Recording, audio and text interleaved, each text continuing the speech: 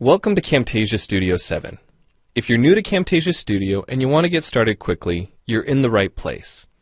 We encourage you to watch this 5-minute video to learn the basics of using the editor, including how to navigate the timeline, make some basic edits, and add special effects. The preview window is where you see the video during playback. The playback controls are located under the preview window. In fact, the video you're watching in the preview window is a sample project playing directly from the timeline you see below. After you watch this video, we hope you take some time to practice what you've learned using the content on the timeline. So let's start with the timeline. This is where you assemble and edit your videos. At the top of the timeline, tick marks represent time in terms of minutes and seconds. When building a video, you'll work in a horizontal manner, beginning from the left and moving sequentially through time towards the right.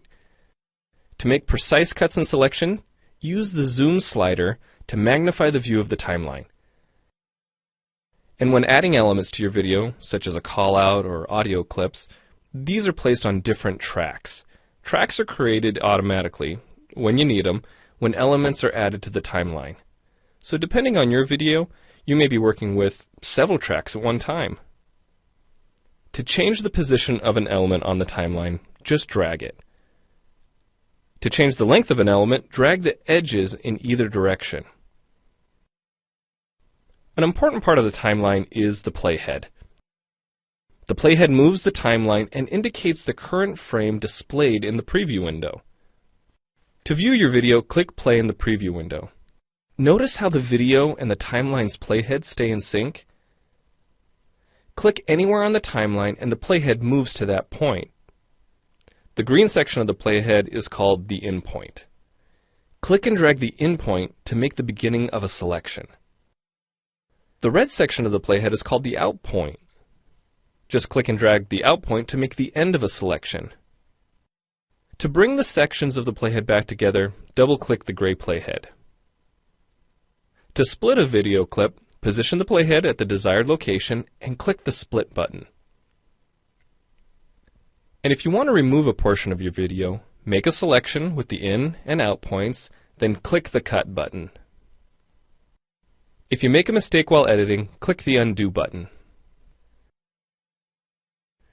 Next, we'll look at the clip bin and the library. The clip bin holds recordings, audio files, images, and title slides being used in the project you're currently working on. Then there's the library. It stores video clips, intros, callouts, title slides, and other elements that you want to use from project to project. The library is also pre-populated with professional animations, music, sound effects, and other content you can use in your video for free.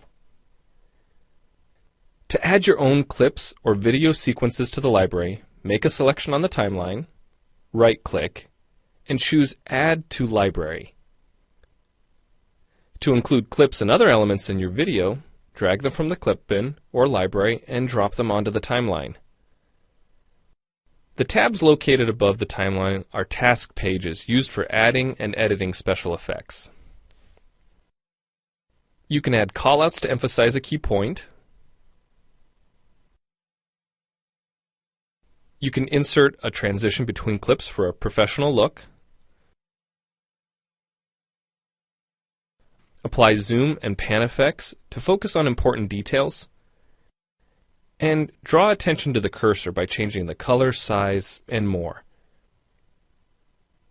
If you double-click an element on a track, the playhead moves to the beginning of that element, and its task page opens, allowing you to make edits to that element. So we've shown you a few ways you can navigate and edit your video, but how do you get content into your video? Well, to make a new screen recording, click the Record Screen button.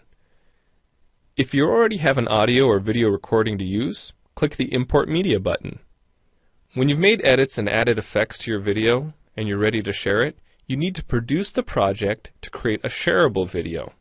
Click the Produce and Share button, step through the wizard, and Camtasia Studio creates a viewer-friendly, shareable MP4 file ready to upload to screencast.com, your blog, or a website.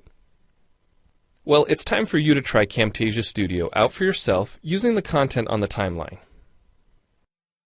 The help file in Camtasia Studio will help you use each of the Camtasia Studio features and applications.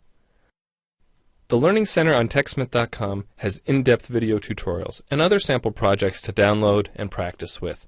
So we hope you enjoy Camtasia Studio. And happy screencasting!